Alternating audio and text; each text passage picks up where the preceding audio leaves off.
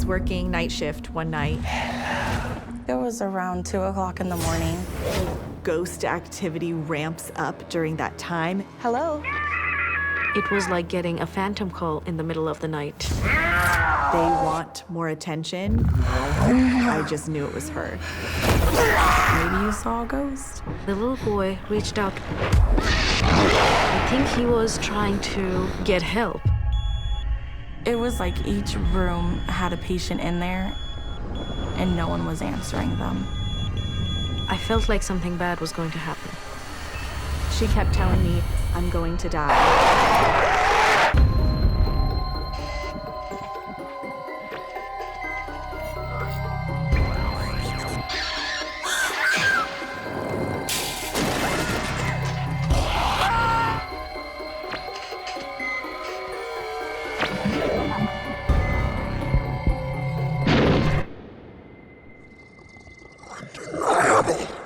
The connection between the material world and spirit world is apparent to those who have experienced a ghostly encounter. The act of bearing witness can take on a deeper meaning when a spirit comes with a message from the other side. Ever since the advent of the digital age, there are reports of spirits using technology in order to communicate. Many nurses have come to us with stories of call bells going off in rooms which have not had a patient in several days. We see messages and we see attempts to communicate by spirits using these multiple different methods of communication. It would be a mistake to ignore it, because each and every one of these is a potential cry for attention. And in a town on the east coast of Canada, a care worker reports for her first night shift at an elder care facility, which will put her on the receiving end of some unearthly messages from beyond. I was working as a personal care worker at an assisted living facility at the time. Hey, you must be Salomi. I'm Derek. Yes, hi. Nice to meet you. It's nice to meet you. The supervisor said I should shadow you for this shift? Yep, we'll start with a tour. Common rooms are all downstairs. Resident rooms are upstairs. And we can take a walk if you want. Yes, please. Right. Let's go. Now, When I first walked into the facility, I thought that it is a really good place, and it actually gave me a really nice homey feeling. This place seems okay. what'd you expect? Well, you hear stories about some hospitals and assisted living facilities, and, you know, is this place haunted too? Yeah, it's haunted.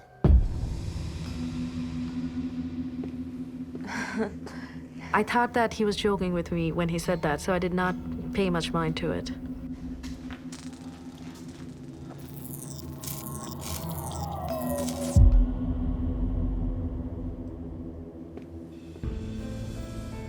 Keen to make a good impression, Salomi turns her attention to her new job.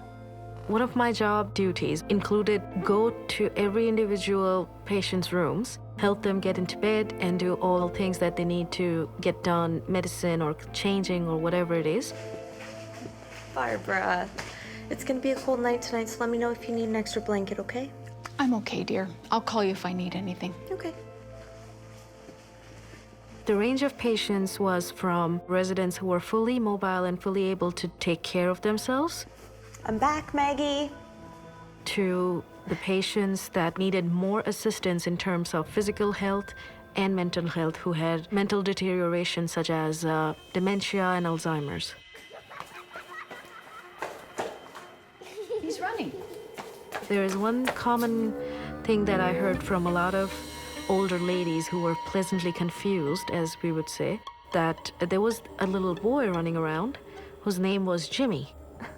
Nobody's running in the hallway, Maggie. Naughty boy. Naughty Jimmy. I try to make sure that I don't encourage such stories.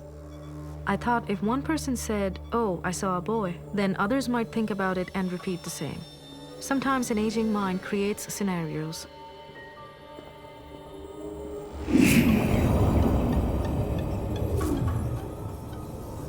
Salomi's patient sees the apparition of a young boy. This lady had one foot in both worlds, the realm of the living and the realm of the dead. And it's believed by some that when we're in those circumstances, we may be open to messages and communication from the other side that we would not otherwise be privy to. Although Salomi dismisses these tales about the little boy, there is something within the facility that she finds unnerving.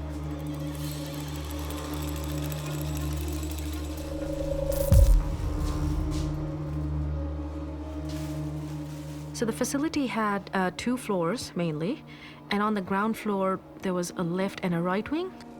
The left wing, whenever you went there, you'd feel kind of uneasy that you don't want to stay there too long.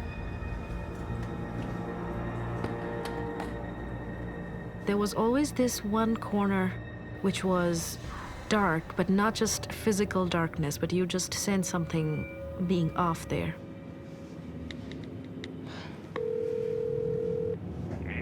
Hi, maintenance? Yeah, I'm on the 2nd floor, east wing, and the lamp's just gone out again. Can you please come check it out? When I asked the maintenance engineer about the bulbs, he said, oh, don't bother about that corner. No matter how many times we change the light bulbs, there's a spark and a sound and it stops working. He said that they just decided to leave it dark.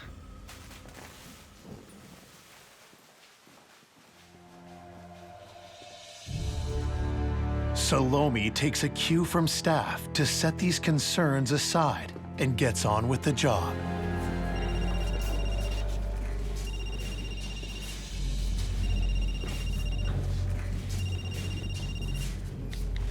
Hello?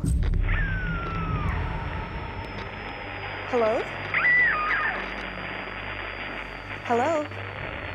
My phone that I had on the job, that was a phone that residents would call to get the staff in case they needed help in the middle of the night. And it would tell you which room is calling. I'll go check and see what the resident needs, okay? Yeah. You okay alone? Yeah, I'll take it slow.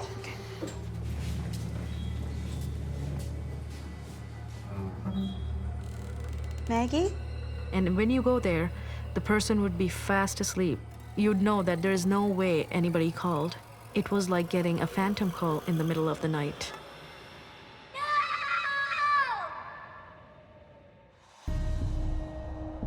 The mysterious calls are just the beginning.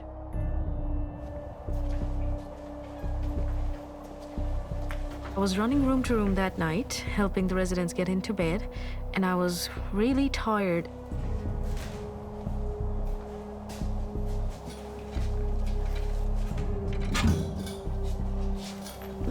And I sat down in one of the chairs, put my feet up on the other chair.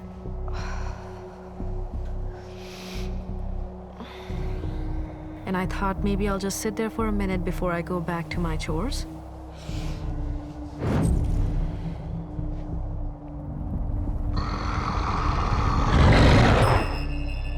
And all of a sudden, I felt a surge of emotions just taking over me. Anxious, fear, sadness. I felt like something bad was going to happen.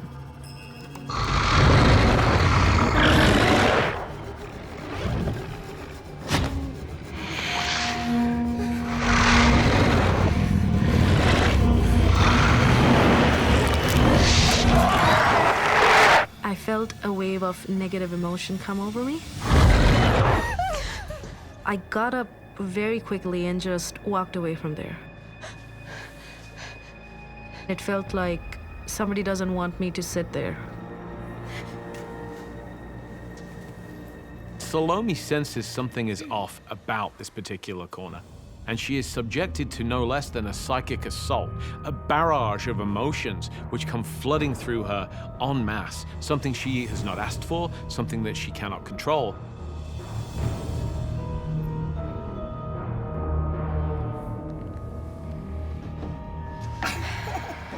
Once I started working all by myself, there were always strange occurrences going on.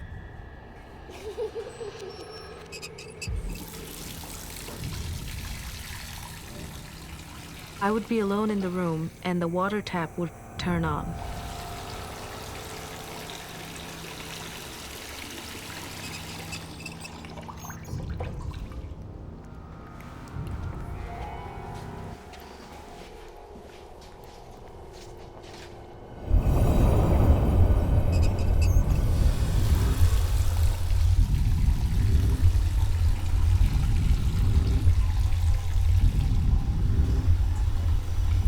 It made me feel a little on edge.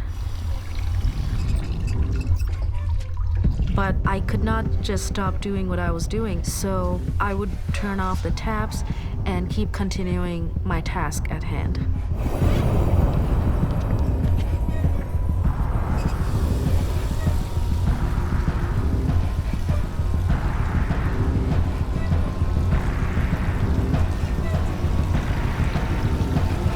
Salomi. Hey, you okay? You kept the tap on. That was not me. It keeps turning on its own. Maybe it's a ghost. You're probably better off not bringing that up.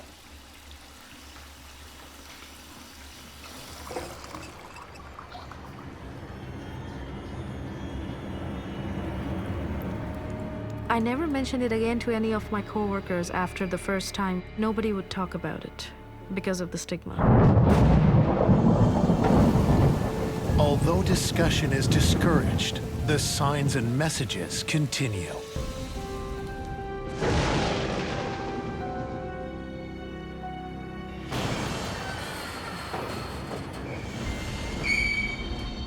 There was this one night when it was quite stormy outside. We had a thunderstorm. I found the emergency door open.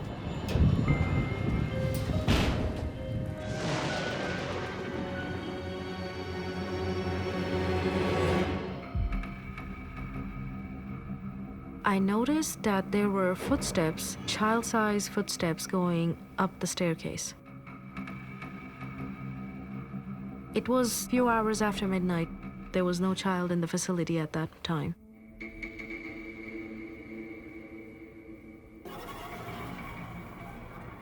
I followed the footprints and they went all the way up to the second floor.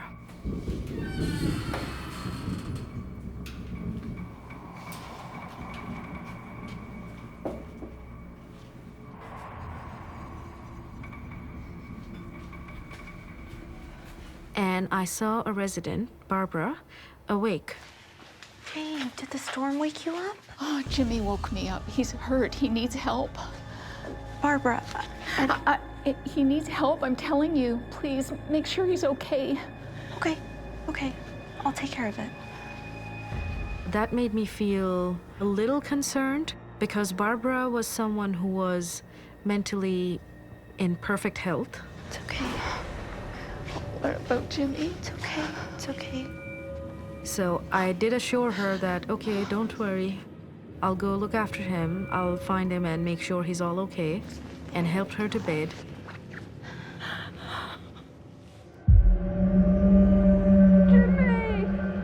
Jimmy! The next night, Barbara was awake again, Hurting him! and this time she looked even more concerned. Jimmy, he's hurt. It's okay. You have to find him. I will, You must Barbara. help him. But you have to stay in bed. He's hurting him. What? Who? The darkness.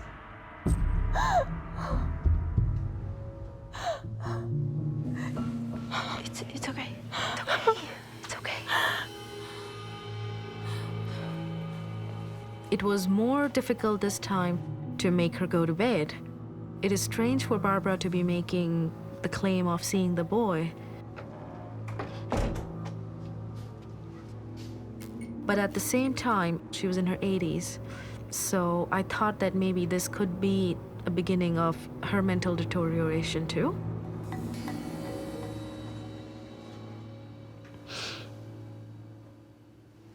And then as I looked down on the floor, I noticed a trail of blood drops.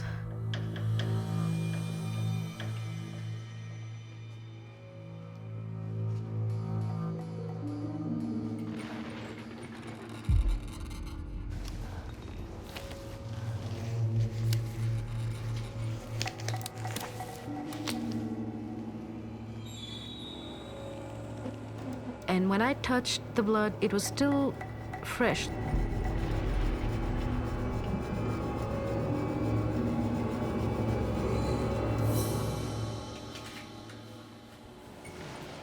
It seemed like somebody was walking away as they were bleeding. There was a couple drops of blood, half a foot, then there would be another one, then half a foot, then a few more.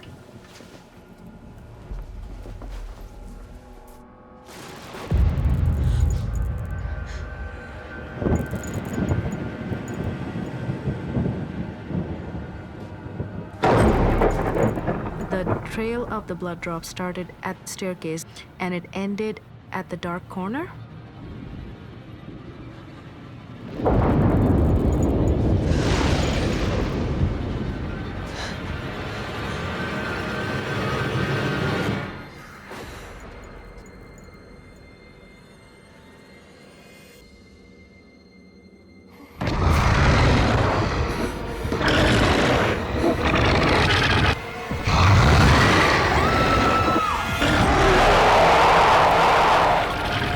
There was always darkness. I wanted to get away from that corner.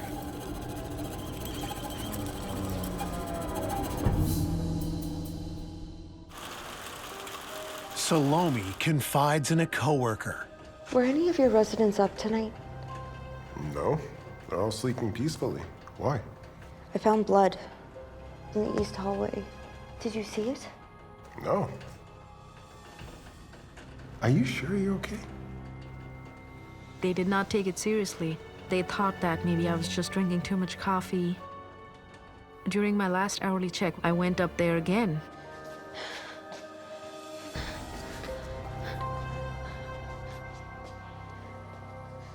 But the blood was just gone. Nobody knew or even saw that blood trail, only me. The little boy reached out to Barbara for help. It was an evil spirit trying to hurt the little boy.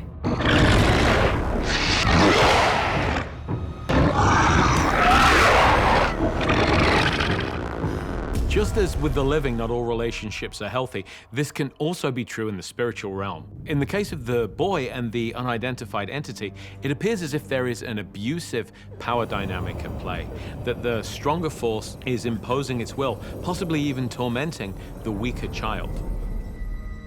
What happens next leaves Salomi riddled with suspicion and concerned for her well-being.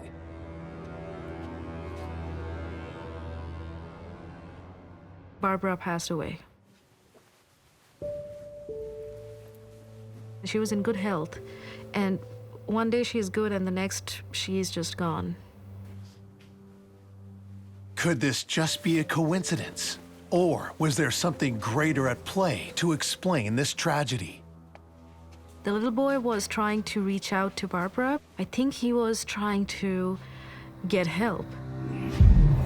So I think it could be the dark spirit who could have played a role in her death.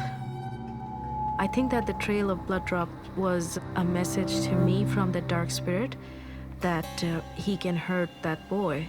He was warning me to stay away or not to meddle. Although there are several ways in which the blood, which Salomi sees and then finds gone, could be interpreted, she sees it very clearly as a warning to her, a caution from the entity in the corner. It's telling her, don't delve too much into this death. After that particular night and after Barbara's death, that makes me really worried about the residents. As an employee or a worker, I get to leave, but they don't. They live there.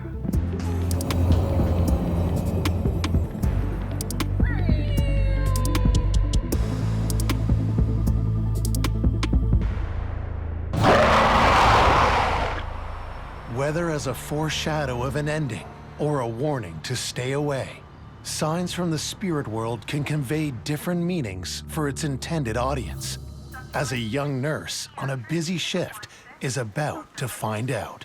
My name is Meg Harrell. I am a registered nurse. I've been a nurse for about 14 years. I was working night shift one night and it was particularly busy.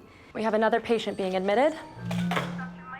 The entire hospital was full. We were at capacity, trying to discharge anybody and admit everybody that we could. The only space left is room 720, but it needs a bed. Can you help me bring one up? Of course. Let's go. We went down to maintenance. This is in the middle of the night. It's a little bit dimmer in all departments. Only about half the lights are on. I just gotta chill. This hallway always creeps me out. And there is one bed left for us to take. We start to make the bed. It was all nice and tight and flat. We did the hospital corners. It looks fantastic, and we start to go back to our floor. We're pushing this bed just about halfway into the hallway. Where are you? Are you okay? I don't know. And then the lights flicker back on. And I look down at the bed. And there is a huge footprint, as if somebody had stepped on it. And I know it wasn't there before. We had just made that bed.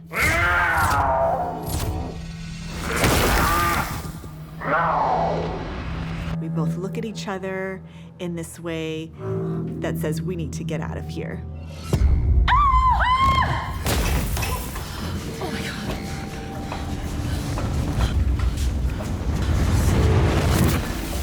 Come on, let's go. Straight back to our busy floor. We get it into the room. I was too scared to touch the footprint and to smooth out the bedspread. So me and the other tech I was with pulled the sides of the bedspread tight and tucked them back in. Maybe somebody passed in that bed prior to it being cleaned and sent to maintenance, and maybe that energy was still attached.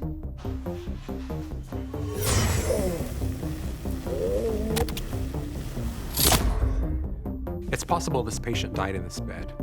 When Meg sees this footprint in the bed, it can be a spirit just trying to convey, I'm still here, I need acknowledgement. I noticed that every time something off happens, it's on one of those extraordinarily busy shifts. Unexplained sort of ghost activity ramps up during that time. We will see something fall off the nurse's station, an entire vase of flowers, or doors will close on their own. And I don't know if it's all of our frantic energy that brings it on, or if it's the fact that they want more attention. Even after shift or days later, we're sort of recapping and thinking back to that unexplained moment, and we brushed it off because we were so busy.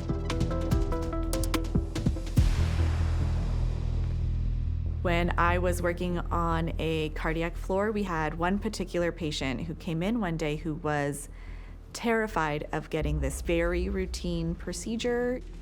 So I'll just have you sign this consent form and we can get started. I can't have this surgery. Sometimes people are nervous about how things are going to be done in the operating room, but nothing would calm this woman down. She was terrified. I can't do this. I'm gonna die. She kept telling me, I'm going to die. I'm going to die if I do this. She was so overcome with fear in her eyes. It was like she knew something terrible could happen to her if she agreed to this. She actually wouldn't sign the consent forms until the very last moment. Thank you. The doctor will be right in. I tried to reassure her, we're gonna have this room waiting for you when you're done. And she was almost angry that she did consent to the procedure. And I didn't know what to tell her, but I just kept that positive attitude. I'll see you soon. And she said, No, you won't! No, you won't.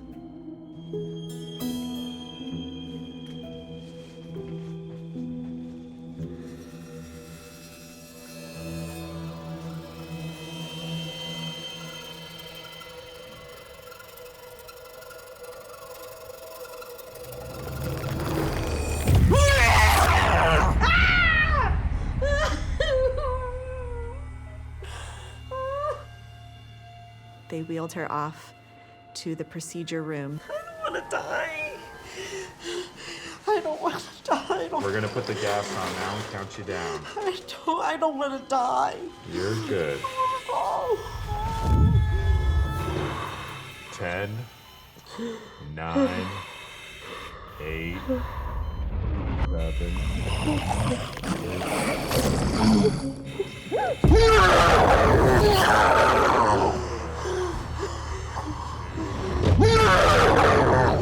A few minutes later, after she had left, I'm taking care of another patient, running around the halls.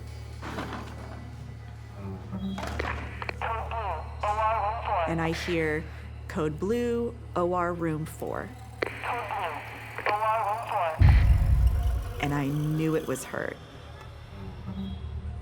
It was almost like my intuition collided, and I just knew it was her. Doctor, come quick. She had coded on the table. This patient is so close to death, and she's in a state which is so saturated with that end-of-life energy that she's clearly able to see this vision and understand that it is a premonition of her own death.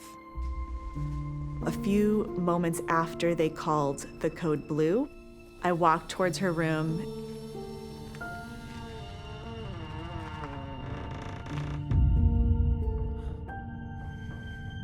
And I walk in through the doorway.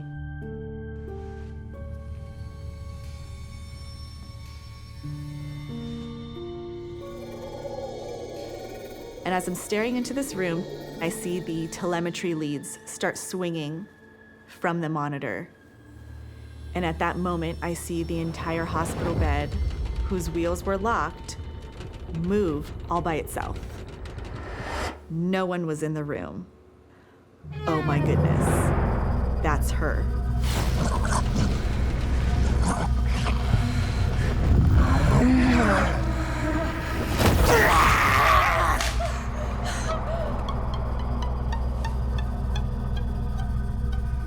And it must have been at the exact moment that she passed in the OR.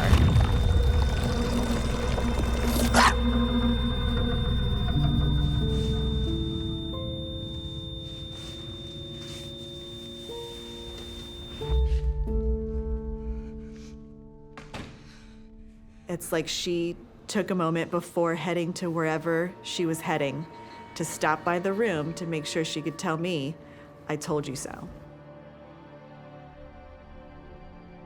I think this patient had a premonition of her own death. A lot of times with premonitions or visions, we'll dismiss them, where it's just too fantastical to really invest in. The spirit just can't leave until it conveys that message. I wish you would have taken me seriously. I told you so. Sometimes I don't think that these spirits or these energies are angry. A lot of people in the healthcare setting don't pass surrounded by family and friends, and maybe it's an attempt to be noticed or to be recognized by somebody. I think those particular stories will kind of confirm that there is a spiritual side to humanity. There's a spiritual side to healthcare and caring for others that is undeniable.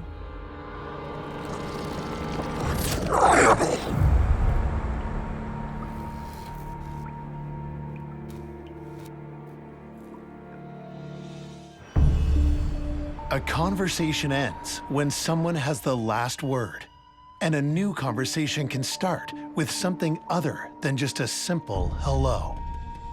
What I like best about my job is that I get to take care of people. I come in, I get my vitals, I help with the patients, help with what the nurses need.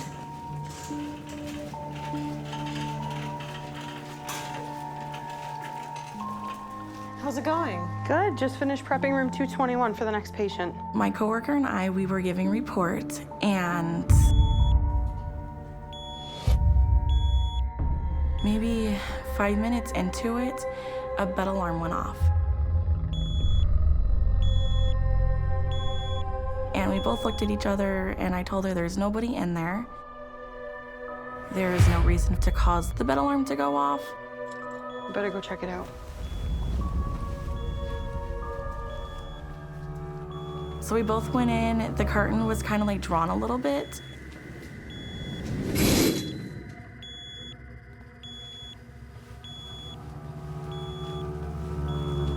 She went and hit the call light off the wall, and then I turned the bed alarm off on the bed.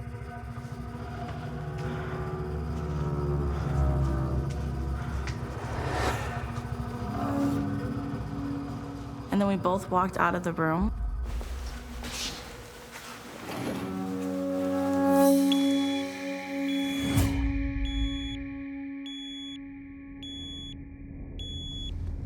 And then it went off again.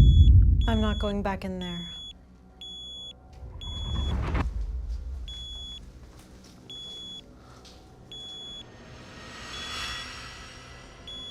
There was no way that bed alarm should have gone off by itself unless somebody was in there and got up off the bed.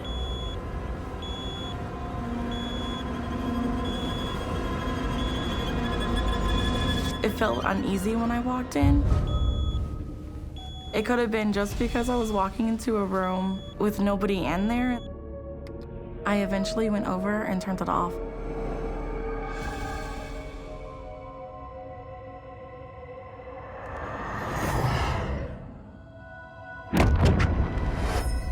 One of the most common reports of paranormal activity from hospitals and nursing homes is the setting off of call lights. And just because this is a fairly common phenomenon, it doesn't mean we shouldn't take it seriously. I see each and every one of these phantom call bell activations as being a possible cry for help. For Amie, these mysterious alerts are only the beginning. There was this place we called the haunted unit. Normally during the wintertime it's open, but in the summertime it gets closed because the snowbirds go home. One night when we were working, a coworker and I were like, let's go see this one wing because it was closed down and it's been rumored that the call lights would go off on its own. It was around 2 o'clock in the morning. Once it gets closed, it becomes a creepy unit. Like nobody wants to walk in there by themselves. The day nurse definitely oversold this one.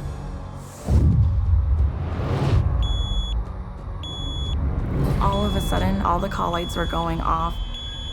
It was like each room had a patient in there and no one was answering them. Okay, I'm officially creeped out.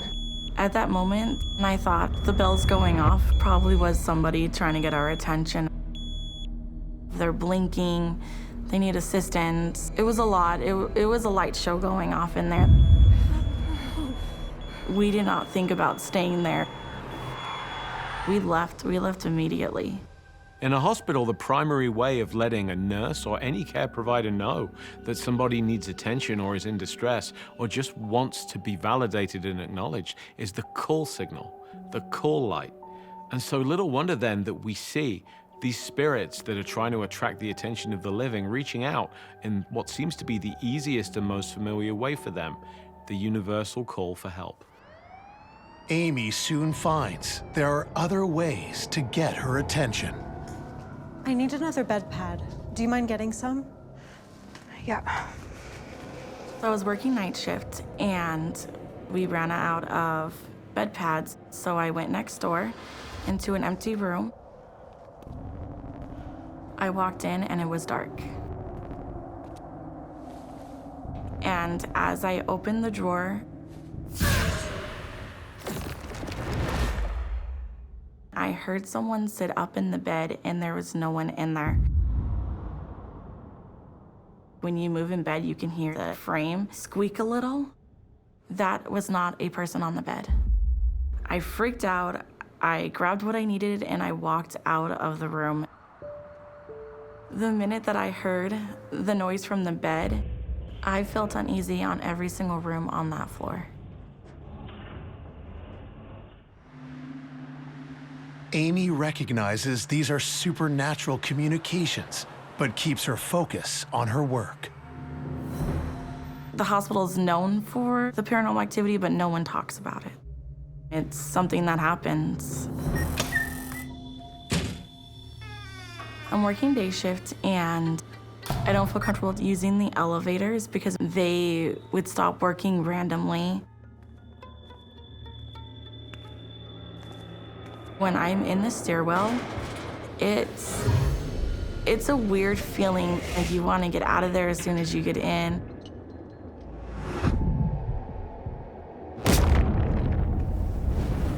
I'm feeling somebody watching me. Is somebody there? It's a weird feeling that you know you're not alone in that stairwell. I feel like who's ever watching me is literally right behind me as I'm trying to put my key in the door. Come on.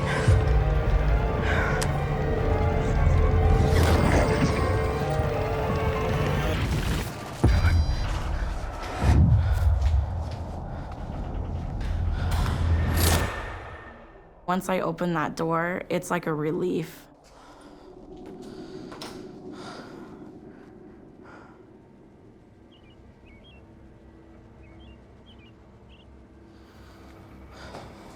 So I'm working day shift this day, and I'm just sitting there getting my laptop out.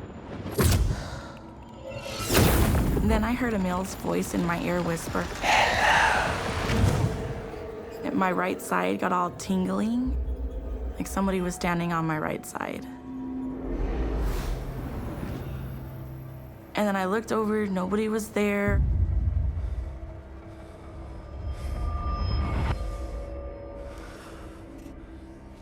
I sat there for a second, questioning that I really just hear that. That was the first time I ever heard that voice. Amie learns there's more than one way to send a message. Look at this. Wow. This isn't a bad space. No, not at all. The unit we were on was being moved to a different unit, and a coworker and I decided that we were gonna go and venture to see what the new floor was gonna look like. So we were walking around, talking about how everything looks, and we go in to walk into a room. Well, it's definitely not the Four Seasons.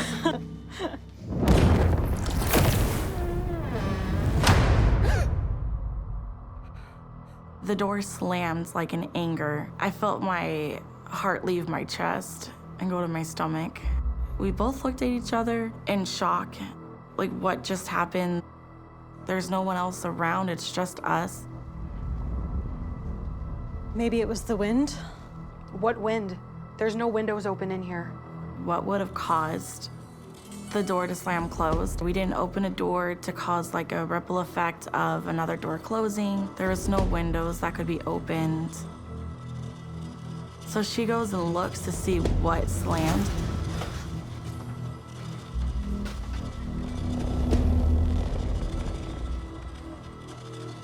And there was nobody in the bathroom.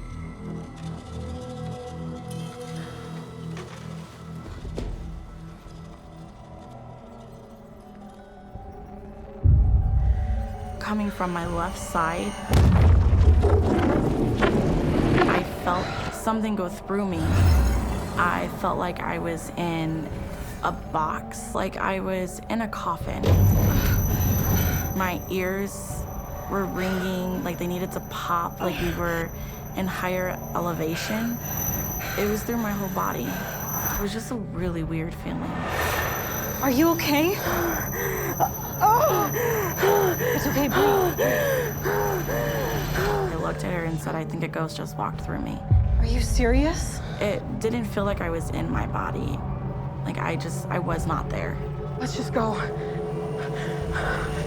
I don't think we talked about the experience much after that. We just kind of left it as it was. We just wanted to move on since we have to work there.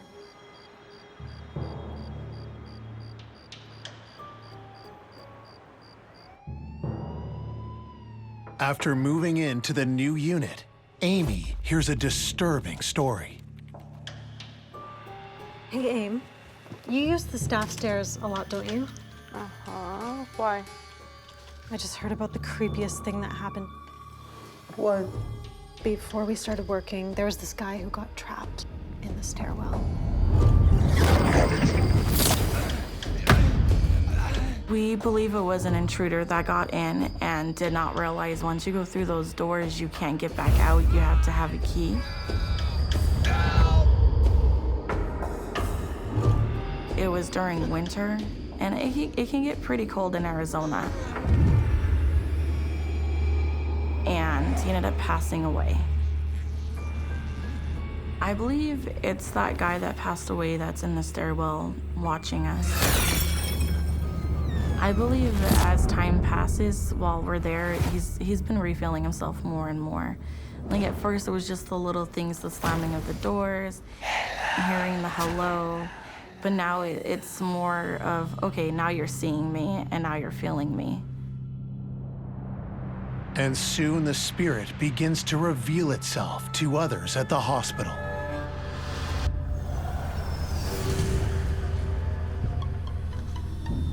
That's it. Just remember to read. So we're working night shift. Who's that man in the chair? The doctor comes up and asks us who's sitting in the waiting area. It's against regulations to have visitors after hours. What man? I don't see anyone.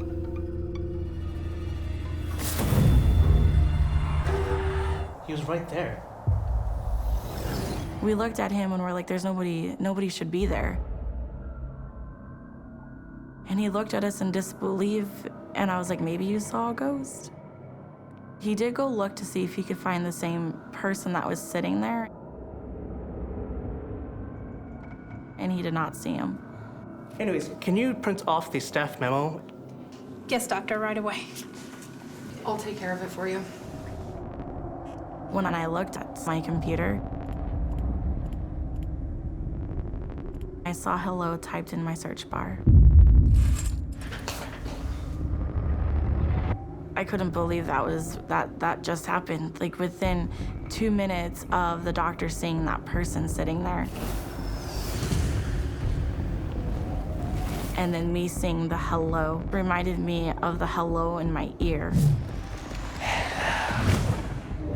Could have been the same person that also wrote it on my computer to get my attention. I did not type that. That just typed itself out right now.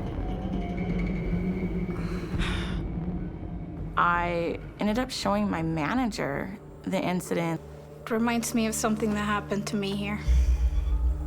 And then she told me what happened before we all moved to that floor.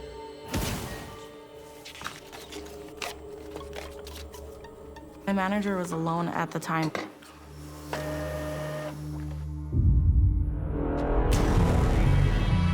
In the hospital, you have to put your badge in the printer. Random people can't just go in and start printing anything. You have to have credentials. She was scared at that moment. I would be if that was happening to me. We were both thinking it has to be the same person that's trying to get our attention. I think I know who it is. Amie now realizes that the spirit of the man has made multiple different attempts to get help from herself and from her colleagues. It begins with the call bell, and then it escalates. She hears his voice whispering in her ear. She sees the word hello entered in the search bar on her computer. Her colleague gets the printout. Hello, help me. Clearly these are cries for help from the distressed spirit. I do believe the person that passed in the stairwell is stuck. I don't think he's moved on. I think he's the one that's been messing with all of us. Why is he doing this to us? I think he's trying to get help. I do believe he's asking for help from us, but none of us know what to do or really how to help him. Help him? Who's gonna help us? We can only imagine how horrific this man's death was. To be stuck in this enclosed space, completely unable to get out, without food, without water, no way to keep warm, until finally he died, is an awful, horrific way to die. And I'm convinced that this contributed to the fact that his spirit is still resident in this location. I think some people get stuck when they pass away in the hospitals. I think the person in the stairwell is wanting to let us know something. The hellos are just like, hey, I'm still here. It made me sad that I can't help him. He's wanting us to know that he's there, to maybe help him move on into the afterlife. I do my job because I'm helping people. It breaks my heart that I can't help somebody who's already passed on. I'm only able to help people who are living. Messages from beyond, conveyed to the dying and to those that care for them, can appear as a premonition, a warning, or a plea for help. Dispatches that arrive with a sense of urgency, fitting with matters of life and death.